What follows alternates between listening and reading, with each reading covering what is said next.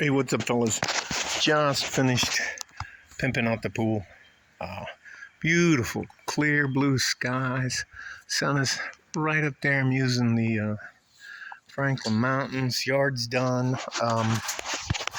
Got to do this video because it is remarkable how large the double standards are between men and women nowadays. And I don't understand how women can have all of these standards for men, but if we have simple standards for some women, man, they get offended. And the reason for this is my wife's family has a lot of overweight, out of shape single women in their late 40s.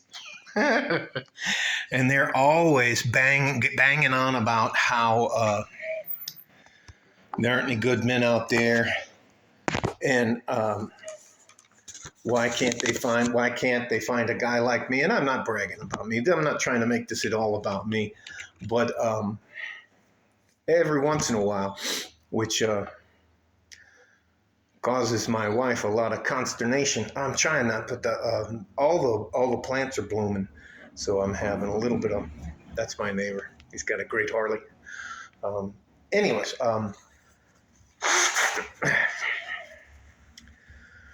It's just that I don't have a problem telling a woman my point of view unvarnished, which means I'm not going to tell them what I think they want to hear because I don't want to hurt their feelings. Because honestly, women have no problem whatsoever telling a man any of the shortcomings they think he has: his height, his weight, his money, his physical appearance, whether he's in shape or not, his attitude.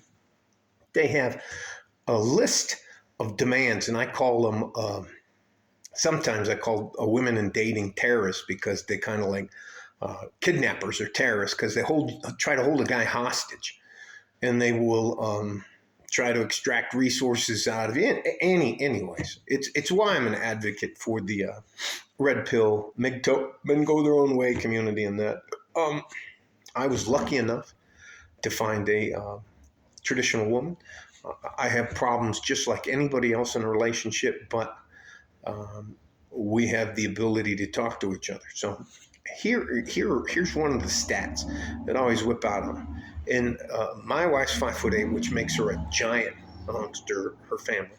On average, the women in her family are about 5 foot to about 5'3". That's the majority of them, and there are at least 1,000 of these women. Now, the average weight of a woman in the United States and around the borders of Canada and Mexico, 5'3", 170 pounds. Let that sink in. 5'3", that's 63 inches tall, 170 pounds. Average male on the borders between Canada and Mexico, 5'3", 115.52 pounds. The difference being, the women, average 5'3" woman in the United States outweighs the average 5'3" man by 54.48 pounds. That is insane. And all I try to do is explain that women's have these standards, but if a guy tries to explain to a woman, I can't tell you when I was dating back in 2016 how upset women would get with me when our first date was always a coffee date. I would bring flowers, but I'm not an ATM for anybody. So, anyways, all that to be said. They would just be, and they would go on. I want this guy. He's got to be 6 foot. He's got to make this much money. And I would let them exhaust themselves, and I would ask them, "Well, what do I get out of the deal?" "Well, you get me." And I'd go, "No, hell no, that's not good enough." Here it is. I mean, On average, which means about 85% of the population, maybe even, yeah, I'd say 85% of the population, well, let's go down, 75% of the population of women are 54 pounds overweight. Let me say that again. On average, compared to a man, the average American woman is over 54 pounds heavier than a man. One of the very first things I would always tell a woman, and I would sit down with her, is I would, you've seen them with their head looks like a basketball or a golf ball sitting on a toothpick, and or they have how you go 1, 2, 3, 4, 5 chins down here, and then the crazy makeup, the crazy hair.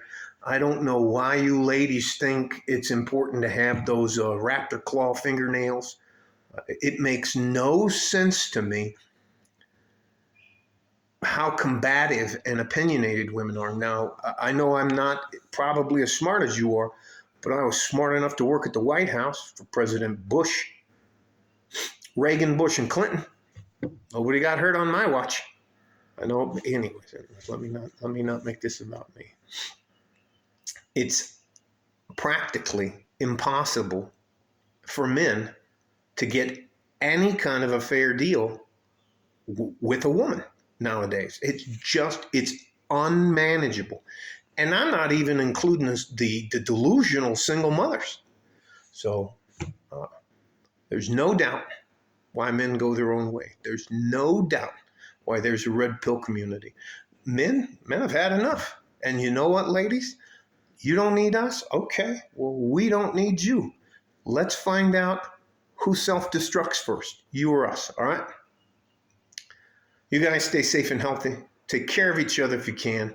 There's nothing wrong with you having standards. You should always have standards. For God's sakes, they have standards for us. Stay safe and healthy. Take care of each other if you can. And if you can't, you take care of yourselves. We need you. You men are way more important than anybody wants you to know about. Love you guys like a fart in a G-string from West Texas, El Paso. I'm out of here. Bye-bye.